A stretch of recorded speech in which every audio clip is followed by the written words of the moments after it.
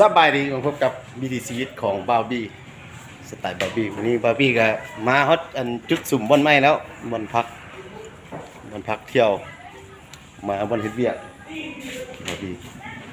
ก็ทำสัตว์งามเลย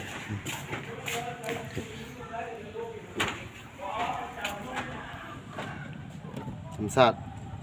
สัตว์เอาพวกเขาหาสิฮอดมึงวางหนึ่งนี่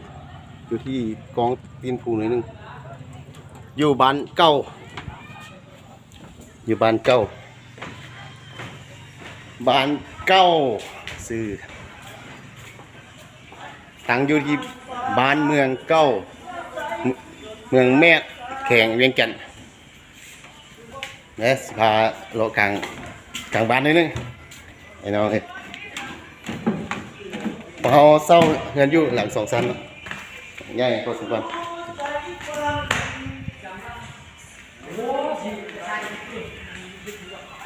เนี่ยของเขาก็มาเลย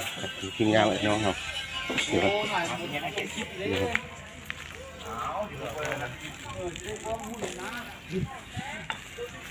ทางแดงทางขี้ฝุ่นหลายไอ้น้อง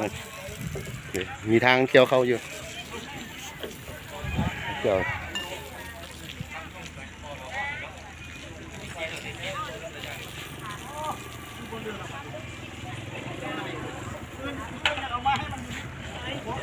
เนี่ยอันนี้ทีมงานไอ้น้องเขาเนาะ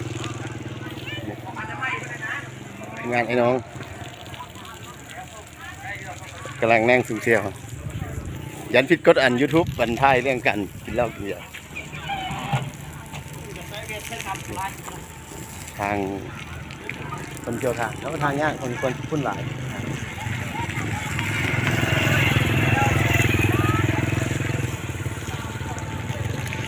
ก่อนสิเข้าในเมืองมีแต่ร้านขายเครื่องมีแต่ร้านใหญ่2-3 ร้านอยู่ตรงอันนี้ก็การสัญจรที่คิวอันนี้คิวรถอยู่บนบ้านเมืองขี่เมืองแม่แข่งเวียงจันทน์การใช้ชีวิตของชาวบ้านง่ายเกินใช้ชีวิต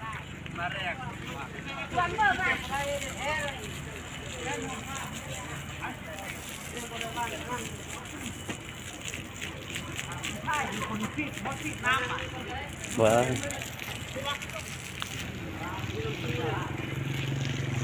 เห็นไหมโอ้เสียละในสิเขาตีบุญนะ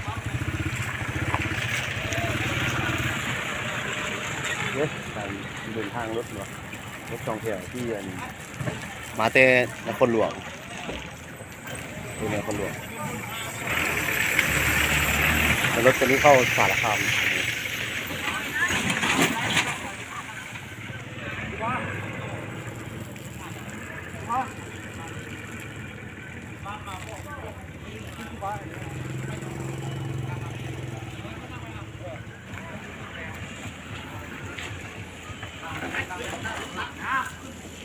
ทางกันยากพอสมควรเด้อน้องเนี่ยผู้สาวแกหดน้ำเนาะกดน้ำแล้วพี่เด้อ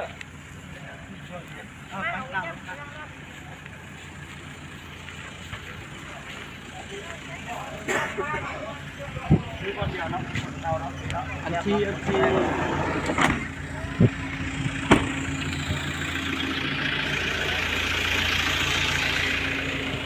บางทีเขาพักกันอยู่แถวใกล้อันนั้นแถวใกล้ห้องหมอทั้ง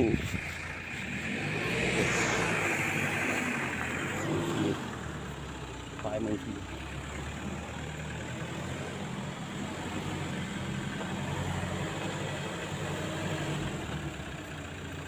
อันนั้นห้องการปกสทางเทิงนั้นยังเป็นห้องหมอ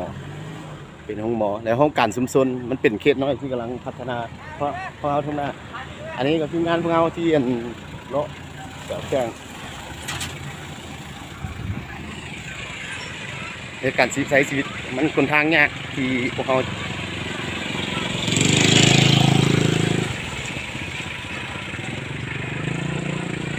เอาขอลาเพียงจบคลิปนี้ขอฝากติดตาม 1 ไลค์ 1 แชร์จากวิถีชีวิตของบาร์บี้ ตังค์มันนะ บ๊ายบาย